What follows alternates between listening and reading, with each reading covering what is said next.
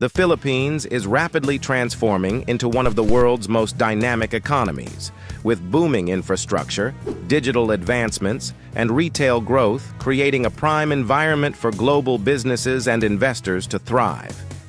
With rising demand across industries, the country is witnessing a construction surge that's reshaping its cityscapes like never before.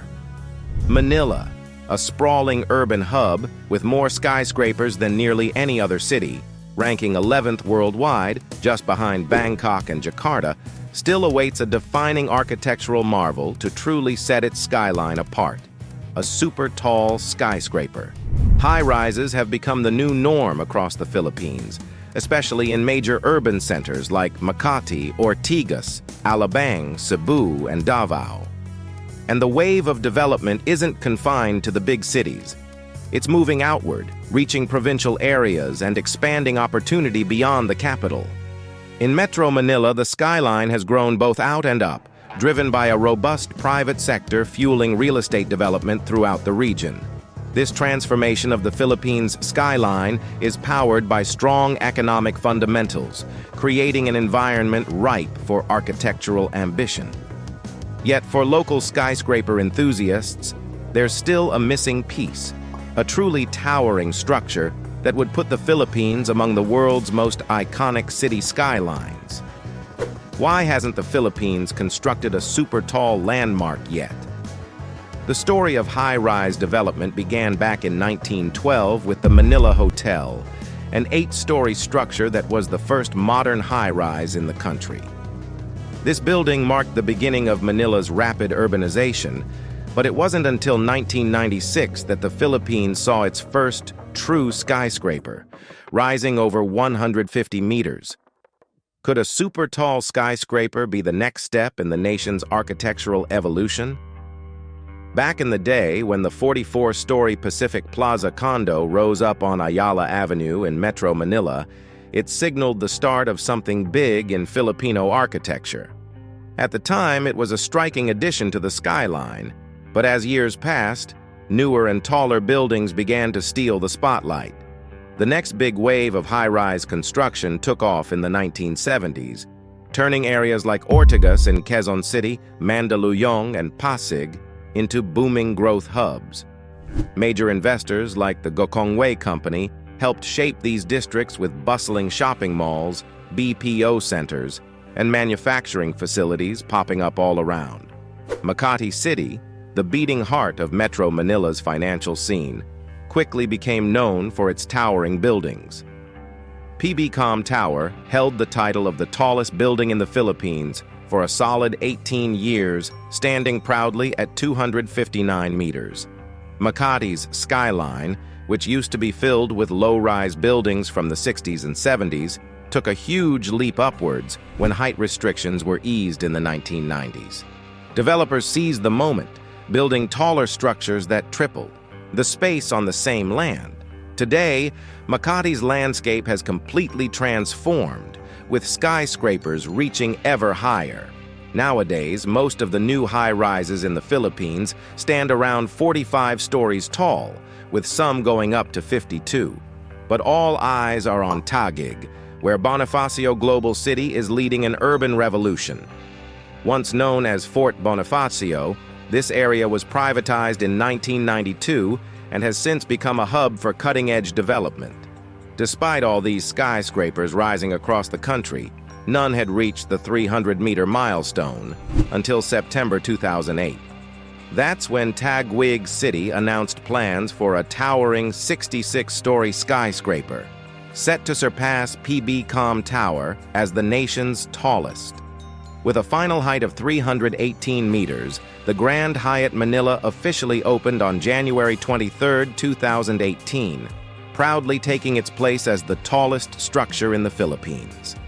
As of June 2022, Makati is leading the pack in the skyscraper race, with 75 buildings towering at least 150 meters high. Right behind it is Taguig with 40, and then Mandaluyong with 32.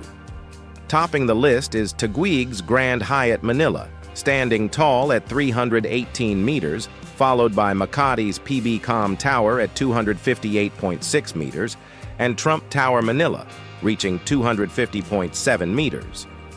Although there have been bold plans for more skyscrapers to surpass that 300-meter mark, none have yet come to life since the Grand Hyatt Manila's completion. So the cityscape keeps expanding. But the quest for that next record-breaking tower? It's still anyone's game. The race to build a super-tall tower in the Philippines actually started back in 1996 with the Centennial Tower, or Luneta Tower, proposal. This ambitious observation tower was meant to stand tall in Rizal Park, Manila, as a tribute to the 100th anniversary of Philippine independence. But controversy over the proposed site eventually forced a change to Pasig City.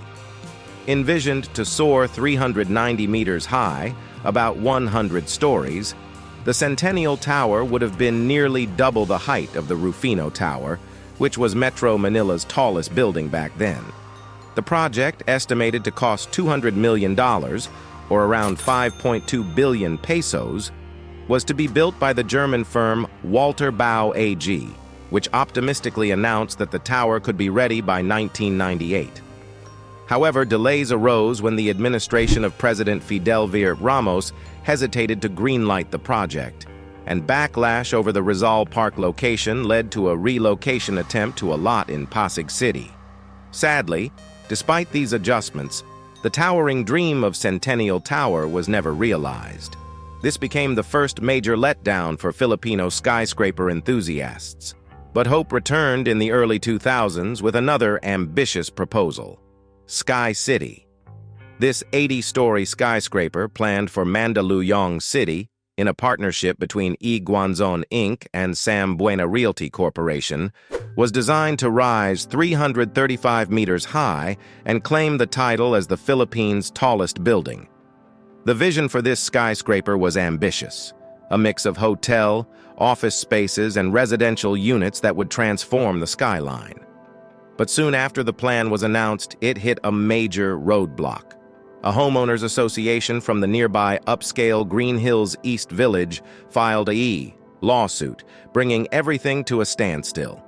In a breakthrough moment on September 14, 2005, the Philippine Court of Appeals ruled in favor of the developers, giving them the go-ahead to continue.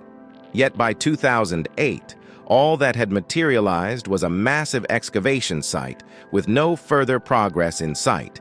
In 2010, the Philippine Supreme Court's Second Division struck down the challenges from the Green Hills East Association, once again clearing the path for the project. The developers announced an updated vision for Sky City, now redesigned as a 77-story skyscraper with 8 basement levels. Despite the legal victory, the long-awaited building still hasn't materialized, leaving Filipino skyscraper fans waiting and wondering. Today, an empty pit sits at the intersection of Ortigas Avenue and EDSA, a stark reminder of the once ambitious Sky City Tower project, which was meant to be the Philippines' tallest.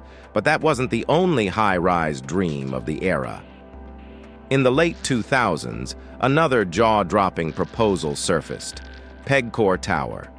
Planned to reach a breathtaking 650 meters near Manila Bay in Parañaque City, this observation tower was envisioned as the crown jewel of Pegcor City, now known as Entertainment City, Manila. This entertainment complex with hotels, malls, convention centers, and casinos was set to make Manila a major player on the world's entertainment map. Had it been built, Pegcor Tower would have ranked among the world's tallest structures. Malaysian conglomerate Genting Berhad was behind the concept, but by 2010, its future was in doubt. With Cristino Nagyat stepping in as Pegcor's new chairman, he hinted that Pegcor Tower, along with other projects, might be abandoned, even as construction continued on other parts of Entertainment City. Pegcor Tower was set to be an architectural marvel, aiming to become the world's second tallest structure, right after Dubai's Burj Khalifa. But this dream was abruptly cut short.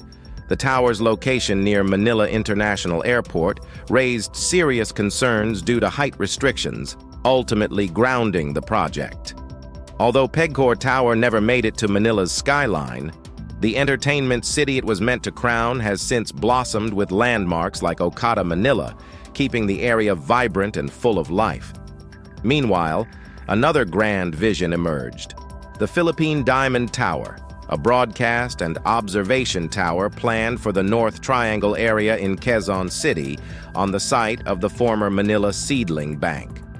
This tower's groundbreaking was set for October 12, 2014, to celebrate Quezon City's 75th anniversary, with construction expected to begin by mid-2015 and wrap up by 2019. At a planned height of 612 meters, a symbolic nod to Philippine Independence Day on June 12th, the Philippine Diamond Tower was designed to be a national icon, standing as a proud landmark for Manila and the whole country. It was even backed by local legislation to ensure its realization. By February 2016, Japan had expressed interest in funding the project, and China was reportedly eager to bid. The project had a staggering budget of 41.4 billion pesos, with plans to open to the public as early as 2018. But despite the initial excitement and international support, the Philippine Diamond Tower project quietly fizzled out, leaving its purpose unfulfilled. Without any clear explanation, it was canceled, joining the list of towering dreams that never materialized, alongside the Centennial Tower and Pegcor Tower. This was a loss, especially in an era when digital broadcasting and ISDBT technology were making headway.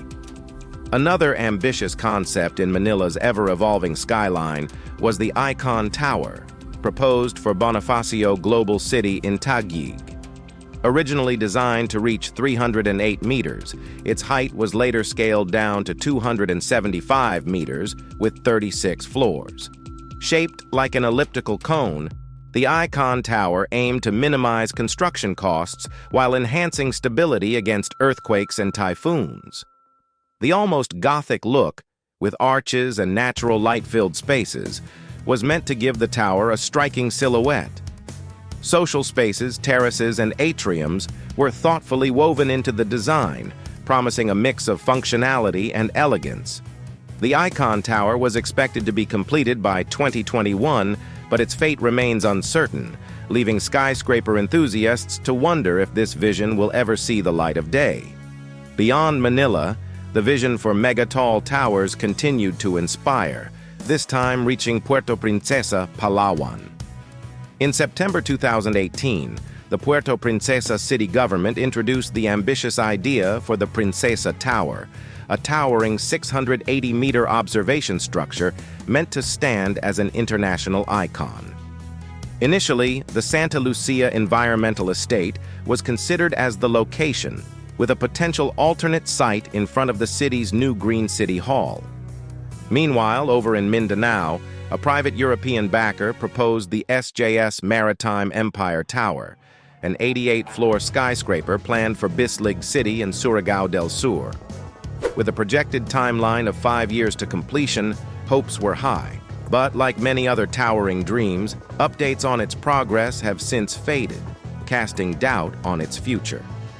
The global skyline is entering an era defined by mega-tall buildings, those standing over 1,968 feet tall, according to the Council on Tall Buildings and Urban Habitat.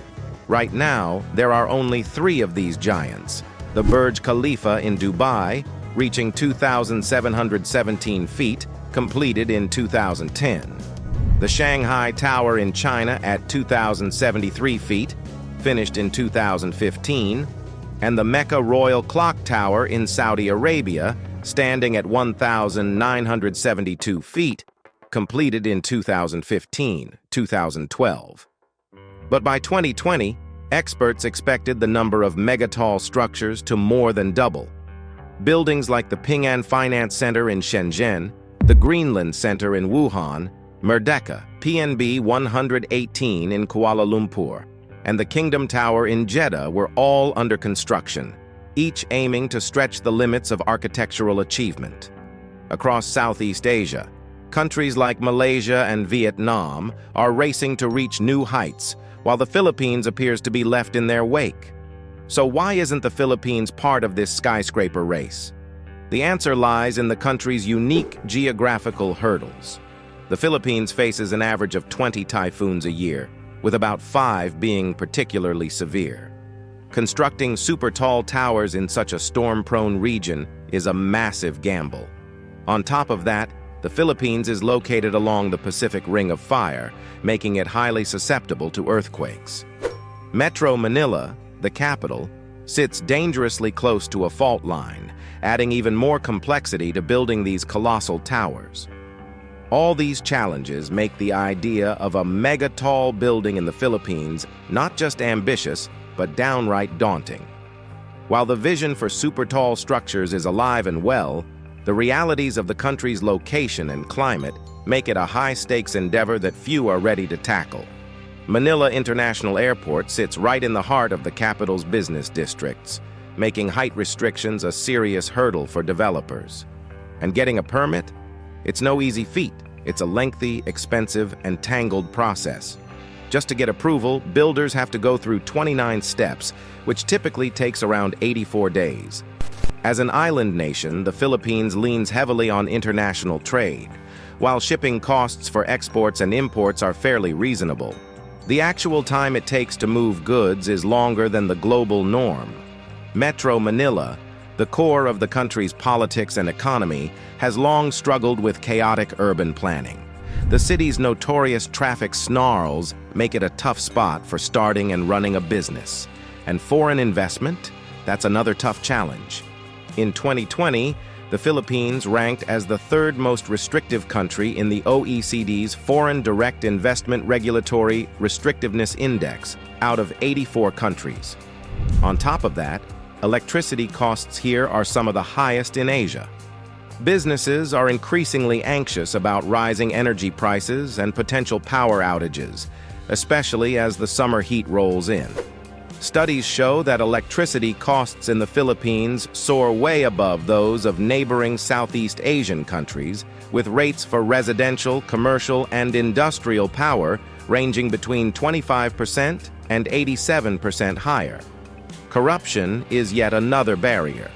Over 60% of the country's top business leaders believe the government should make fighting corruption a priority to attract more foreign investors, reflecting a long-standing issue in the country.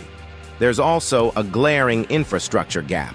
For investors, a big worry is whether new buildings will actually draw in tenants. Without steady leases, a super-tall skyscraper doesn't make financial sense. Building massive skyscrapers comes with its own set of hurdles: time, efficiency, and material costs. These supertalls can take more than a decade to complete, which means facing risks like market shifts and economic changes.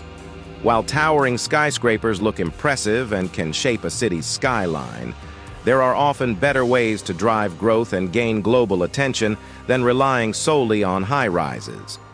The Philippines may not have a super-tall skyscraper yet, but its economy is charging forward with one of the highest growth rates globally, evident from the industries booming across the country. A supertall in the Philippines isn't out of the question, especially with bustling business hubs in places like Cebu, Davao, and Pampanga. Plus, with the new Manila International Airport set to open just 35 kilometers north of the capital, the door might soon be open for an iconic skyscraper in Manila without the height restrictions. If this sparked your interest, don't forget to like, subscribe, and let us know what you think.